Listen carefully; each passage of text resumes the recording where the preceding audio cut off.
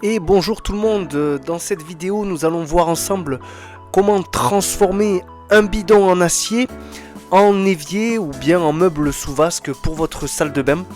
Alors tout d'abord il va vous falloir effectivement prendre votre bidon et on va d'abord commencer par tracer un cercle de la circonférence de l'évier ou en tout cas du receveur que vous aurez choisi. Donc au préalable bien sûr il faudra avoir acheté votre receveur. Moi je me suis permis de faire un petit compas maison, mais vous pouvez très bien le faire en prenant votre compas ou en plaçant votre receveur et traçant les contours. Donc là on va commencer par découper ce premier cercle que nous avons tracé à l'aide d'une meuleuse. Voilà, assurez-vous par contre que la découpe soit assez précise pour que votre receveur puisse bien s'emboîter dans le bidon. Voilà, on finit et ça doit vous donner ceci.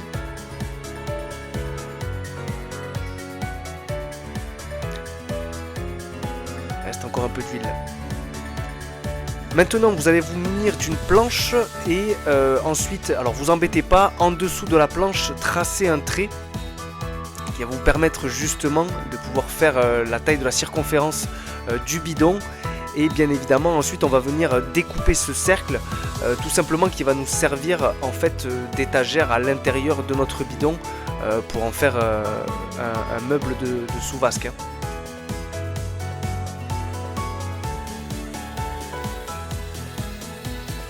Voilà, ma découpe est terminée. Maintenant je vais pouvoir donc retourner le bidon. Moi je me munis de mes deux cales et je vais l'allonger et tout simplement maintenant on va venir avec du scotch et bien tracer une porte. Donc vous allez poser voilà, deux bandes de scotch aux extrémités et ensuite une bande de scotch au dessus. Alors moi j'ai choisi de faire deux portes battantes. Bien évidemment vous pouvez faire une seule porte qui va s'ouvrir soit sur la droite soit sur la gauche. Tout dépend après chez vous où est-ce que vous voulez positionner ce meuble et de l'espace que vous avez. Donc effectivement pour des espaces assez restreints, une double porte battante prendra moins de place. Voilà, donc là je découpe ma porte, bien évidemment vous ne découpez pas le bas et ensuite à l'aide de charnières, je vais les visser directement sur les côtés bien pour pouvoir ouvrir et fermer mes portes battantes.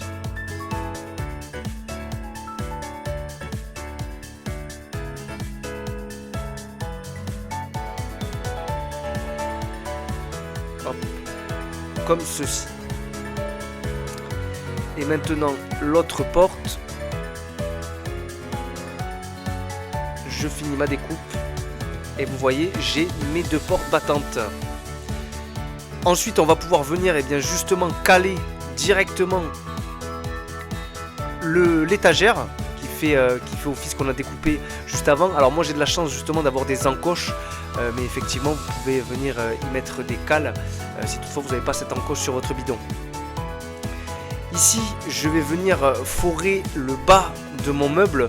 Alors tout simplement pourquoi ? Pour pouvoir faire une sortie d'évacuation de l'eau. Moi je vais l'utiliser comme mobilier dans mon jardin, mais effectivement si vous le mettez en intérieur, il va vous falloir une bonne évacuation pour l'eau. Alors ça effectivement c'est la partie design et finition, j'ai pas envie de forcément laisser la marque, donc je viens le peindre en bleu. Choisissez la couleur de votre choix et ensuite je viens y intégrer mon receveur d'évier. Vous voyez, il rentre parfaitement. Et donc ça donne un aspect vraiment d'évier et meuble un peu industriel. Alors à vous de voir où est-ce que vous allez le placer dans votre maison. Moi il sera dans le jardin, mais ça peut très bien faire office dans une salle de bain. Il vous suffira par la suite de pouvoir mettre le robinet, de faire les raccords en fonction si vous allez mettre l'eau froide et l'eau chaude. Et bien évidemment d'y mettre pour finir un tuyau d'évacuation d'eau.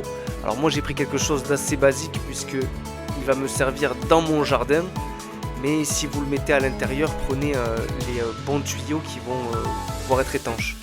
Et voilà, ça donne ça. Pas mal, hein, n'est-ce pas? Ça donne un look industriel.